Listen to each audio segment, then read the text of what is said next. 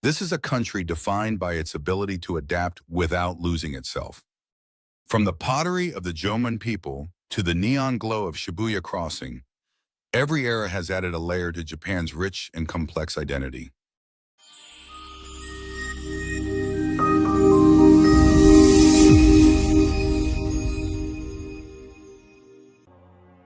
From an archipelago of scattered islands to one of the most influential nations in the world, Japan's evolution is a breathtaking saga of perseverance, adaptation, and cultural ingenuity. It is the story of a land shaped by the rhythm of the ocean, molded by its rugged terrain, and continually redefined by the tireless energy of its people. Let us explore this extraordinary journey, spanning millennia, as we trace Japan's transformation from its ancient past to its modern identity. Our story begins more than 10,000 years ago, in the Jomon period, the dawn of Japanese civilization. The early inhabitants of these islands were hunter-gatherers, living off the abundant resources of the sea, mountain forests, and fertile plains. Their legacy survives in the form of cord-marked pottery, among the oldest in the world, a testament to the artistic spirit of a people connected deeply to the natural world.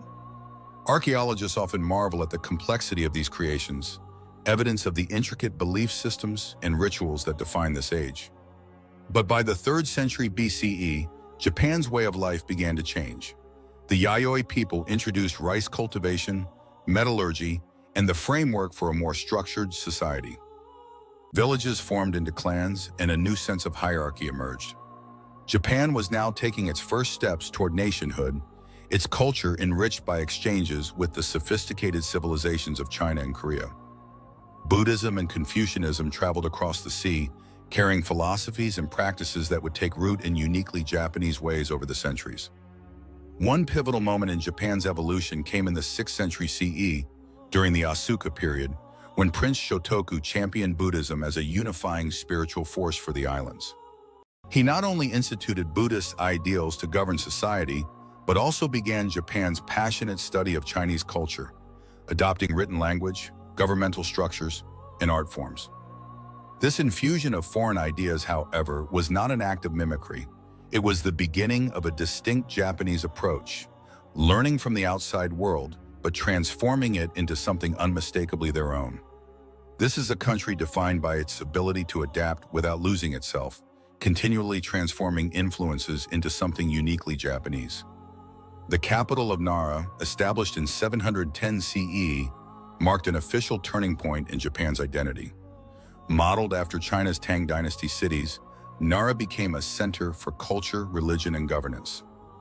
It was during this period that enduring treasures like the Great Buddha of Todaiji were forged, encapsulating Japan's devotion to artistic and spiritual grandeur. Soon after, the Heian period heralded an age of refinement at Kyoto's imperial court. Aristocratic families like the Fujiwara wielded power, overseeing an era where poetry, calligraphy, and literature flourished. Murasaki Shikibu penned The Tale of Genji, often lauded as the world's first novel, capturing the courtly intrigues and ephemeral beauty for which this era is remembered. But no civilization evolves without conflict. By the late 12th century, power slipped out of the hands of the aristocracy and into those of the samurai, Japan's warrior class. This ushered in the Kamakura period and the rise of military rule under Minamoto no Yoritomo, the nation's first shogun. Buddhism evolved in this martial climate as well, with Zen practices appealing to the disciplined mindset of the samurai.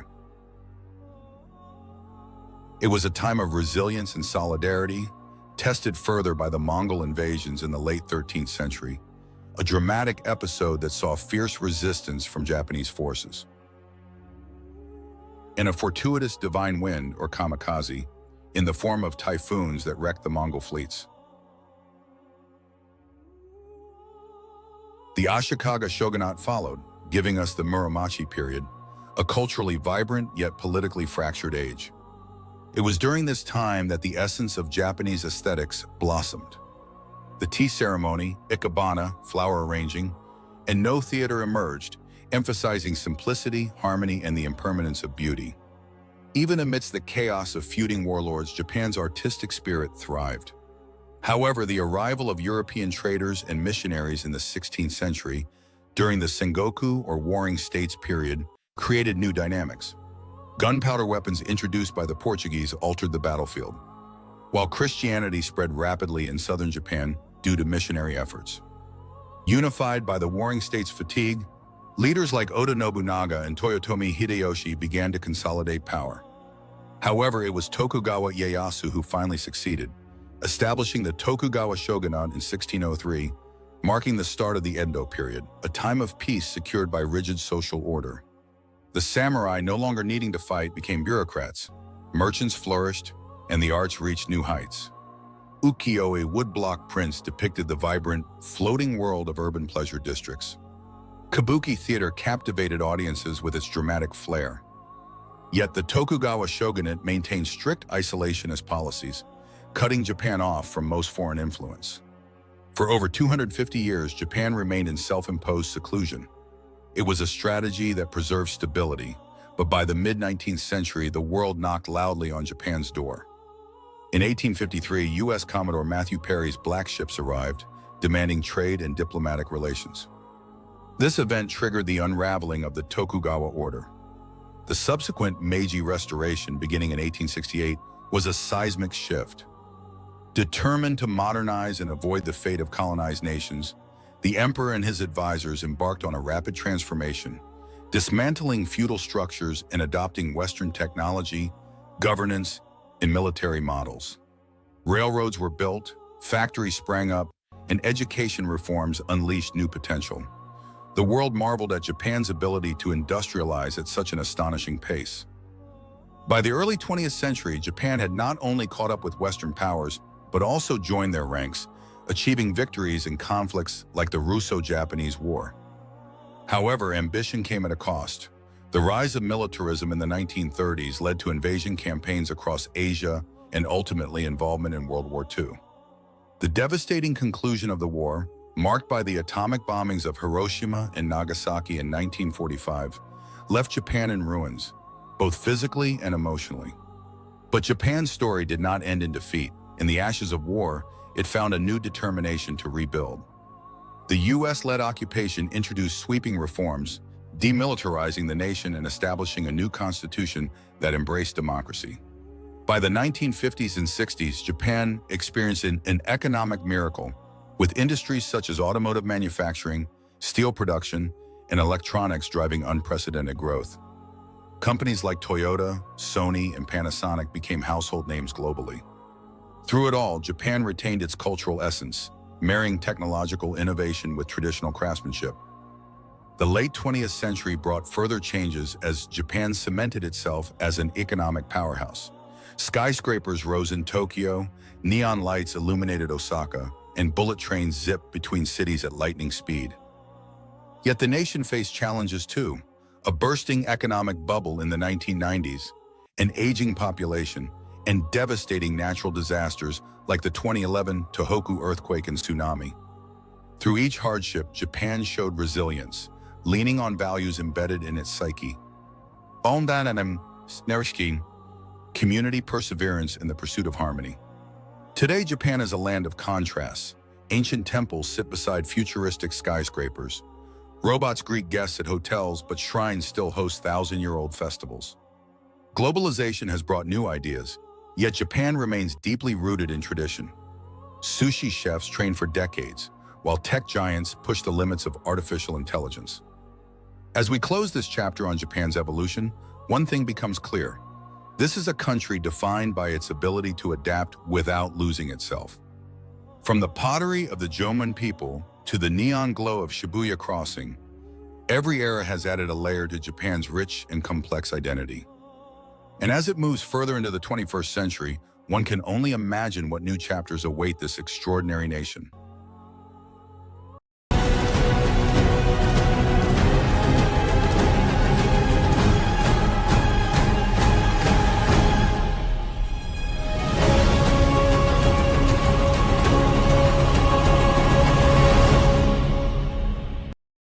Japan, a nation renowned for its rich history, cultural heritage, and modern innovation, is often mistakenly assumed to have a presidency, much like the United States or other democratic nations. But here's the thing, Japan doesn't actually have a president. Instead, its political system revolves around a different leadership structure, rooted in its constitutional monarchy and parliamentary government, which work uniquely hand in hand. So why doesn't Japan have a president? And how does leadership in this fascinating country actually work?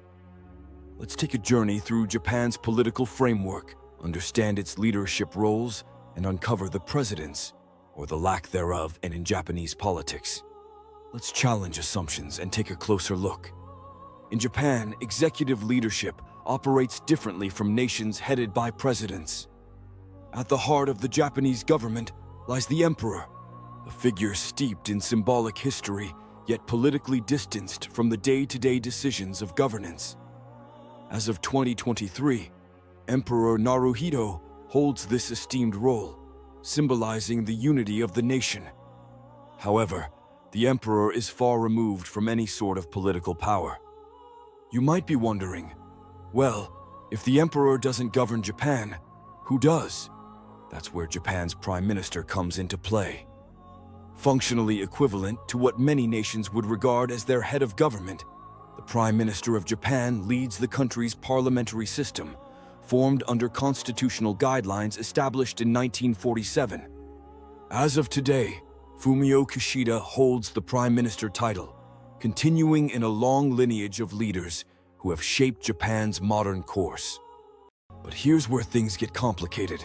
The term president is prevalent enough in Japan to create confusion for outsiders. Though Japan does not elect a national president, the title isn't altogether absent from Japanese society.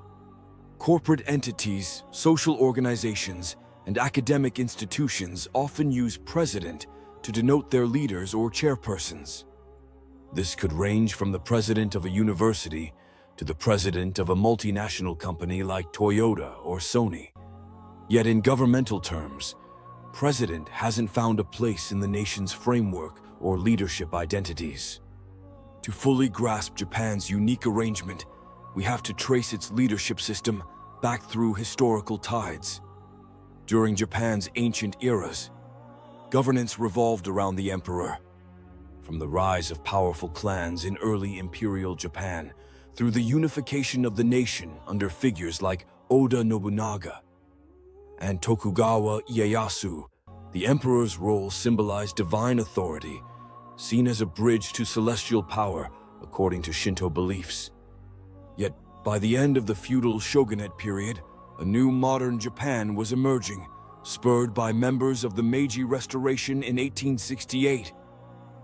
When samurai, officials, and thinkers transitioned Japan out of the isolated Tokugawa governance toward modern ideals inspired by Western constitutions. The government emerging from the Meiji period began experimenting with democratic structures.